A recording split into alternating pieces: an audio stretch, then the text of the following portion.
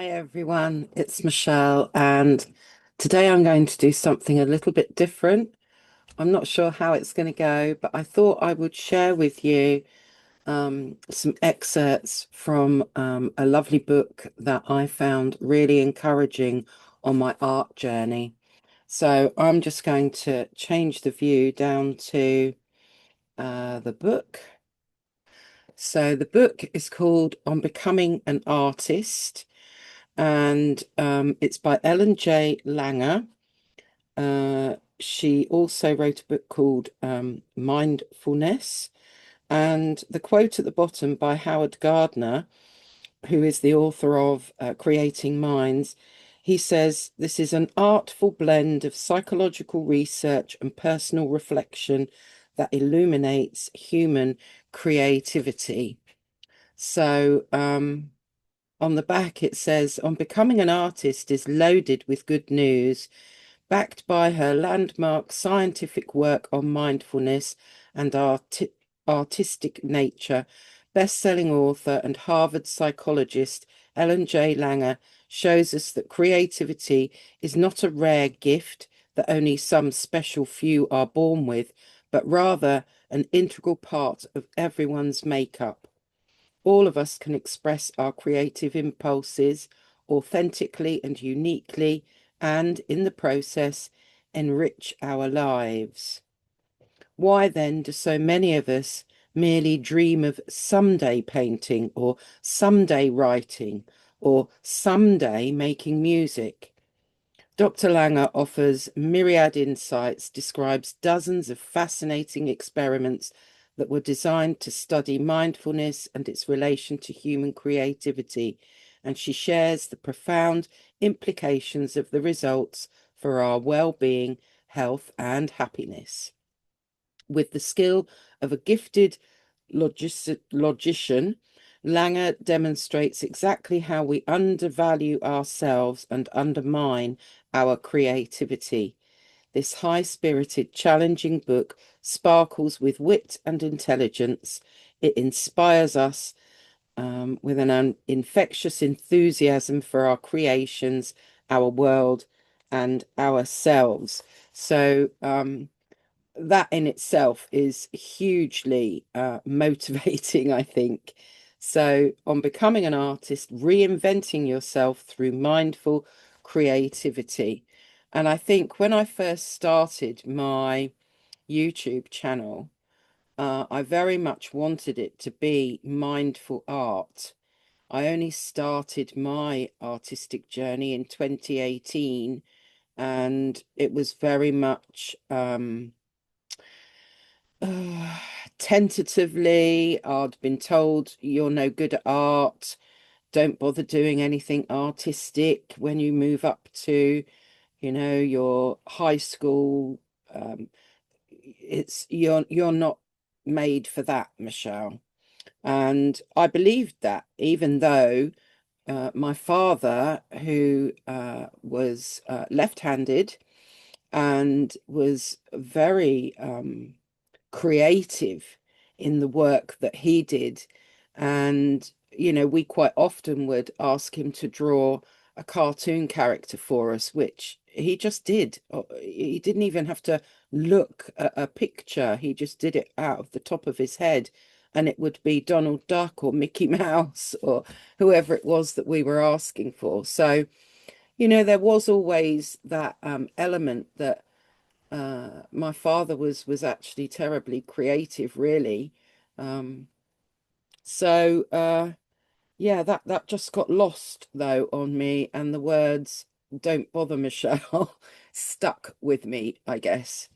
And this book, I think, is hugely motivating for any of us that are on an artistic journey, whether it is for our own well-being and a hobby that we love, or whether we're hoping to find our own style, sell our work, whatever it might be.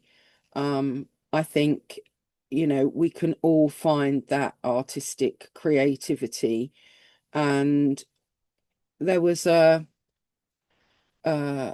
comment. or a question, sorry, asked on another YouTube channel.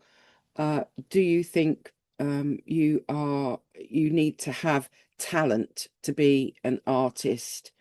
And obviously this was the person's personal view.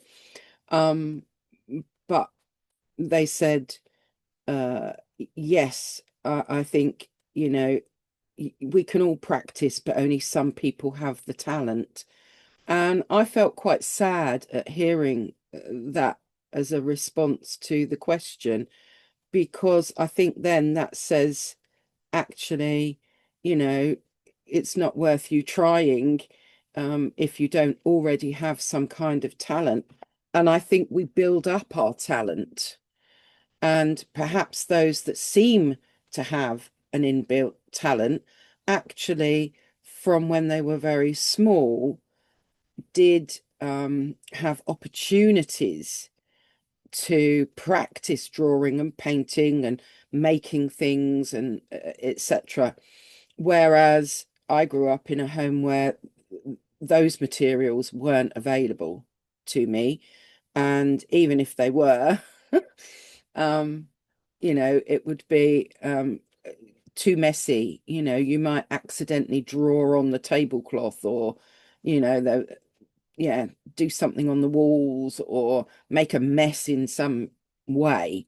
So not really something that we were particularly encouraged to do. So I think sometimes there is that element to things.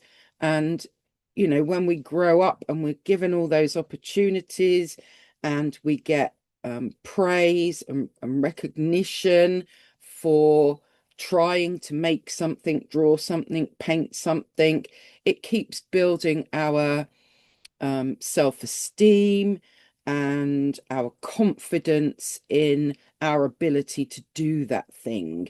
And that, I think, is what is an element in talent. But this is my personal view. And some of you out there might disagree with me. Anyway, let's get on to reading one excerpt from this really rather lovely book. I will just quickly share some of Ellen's paintings, which to me have a real innocence and yeah, a childlike joy to them almost. Here we go. I mean, don't you just love the horse with two legs on either side of the fence? Um, I just think these are just wonderful. Um, they're not trying to be something they're not. They're a little glimpse into how the artist is joyfully expressing what it is that she's seeing around her. And I particularly love those dancers there. uh and this one with its undulating waves um of the person lying there, possibly on a chaise longue or something. But it's the shapes there. So the bit that I'm going to read today is from page 139, and it's all about countering the effects of social comparison, because I think this is where we fall down when we start to compare our work to others, when we are trying to make our own artistic journey, gradually learning as we go along. If we compare ourselves, then it can really put us off. So there's a quote here: every good painter paints what he is, and that's from Jackson Pollock. So Ellen says, when I began to paint, I was afraid of what others might think when they compared my work with that of, in brackets, real artists. When most of us were first exposed to the arts in school, our teachers told us some of us, that we did not have ability while pronouncing others as gifted. Yes, that's exactly what I was describing. We now ought to question what we then took at face value. Why didn't we measure up? With what standards were we implicitly being compared? Was it representational art instead of impressionism, or classical music instead of jazz? Fabulous outsider art, or brute art, as it is sometimes called, is created by marginal individuals, for example, the mentally ill criminals or even children. Their unadulterated work has an authenticity that is often lacking in more skilled art, and their very marginality may be responsible for their wonderful creations. Deborah Fable, T. Blackstone, and C. Sherborne have conducted research showing that marginality leads to mindfulness. When we give up the tendency to compare ourselves with others, what remains is our individuality and the present situation in which we find ourselves. This is the perfect recipe for engagement. Even if it made sense to do so, with whom should we compare ourselves when we want to begin a creative activity? It's hard to know where to start. Jazz, Chinese opera, and a melodic classical symphony are quite different from one another. Renaissance, Cubist, and Brut art are equally different. If we are drawn to something really different, we might even consider elephant art. Elephants have been painting for well over a decade in the United States. Ruby, an elephant from the Phoenix Zoo, had sold more than $500,000 worth of her paintings from the late 1980s when she died in 1998. Inspired by her success, Vitaly Koma and Alexander Melamede opened the first elephant art academy in the world in Lampang, Thailand. It sells and promotes the paintings of the Academy's elephants around the world. The money from the sale of the paintings fittingly goes to efforts to preserve and protect the Asian elephant. Suffice it to say, if they can do it, so can we. If a beginner painter feels the need to make comparisons with successful artists, perhaps he should compare himself with these outsiders.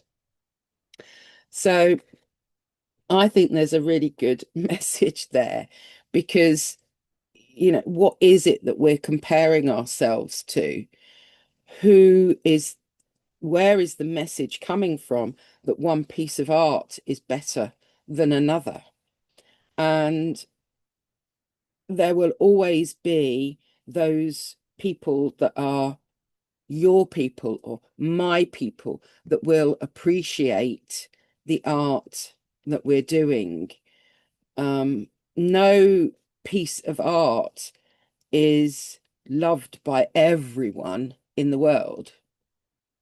And for every person that loves a piece of art, even if it's the Mona Lisa or some, other well-known piece of art done by one of the masters, for example, for every one person that adores the Mona Lisa, another one it does nothing for them. So I think there's a really good message here in, losing that fear where we compare ourselves to others and just do things for ourselves, work out what it is that we like about the art that we're doing. We might not like every piece of art that we do. Maybe there's one element of it that we can pick out that we can use again because that bit worked. And quite often on my channel, I will say things like, well, do I like this? I'm asking myself that question. Do I like what I've produced? I like the colours, but I don't like the painting itself. Or I like these brush marks, or I like this particular effect that I've produced. And I will, just by asking myself that question rather than, oh, I don't like that and throwing it in the bin, it means that I'm learning about myself and the things that I'm enjoying doing, the things that are feel like I'm expressing part of me in my paintings. So yeah, a very different video today.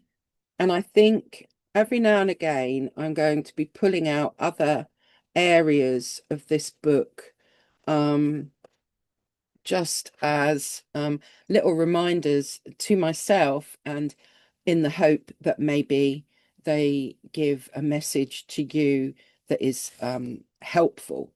So yeah, I'm hoping that that's something that is new and different that you will enjoy. So let's just go back to here, back to me, basically. And just to say, let me know what you think. Would you like a little bit more of these snippets or excerpts from books, or this particular book, just as something different that isn't already out there, maybe on YouTube? So I'm going to leave it there and say thank you if you've watched to the end. Consider subscribing, and do hop over and have a look at my Substack if you would like. And yeah, oh, the new hype. If you find that you're watching on your phone, if you look at the just underneath the description, there should be a hype button for some of my videos. So yeah. All right. Take care, everyone. Bye for now.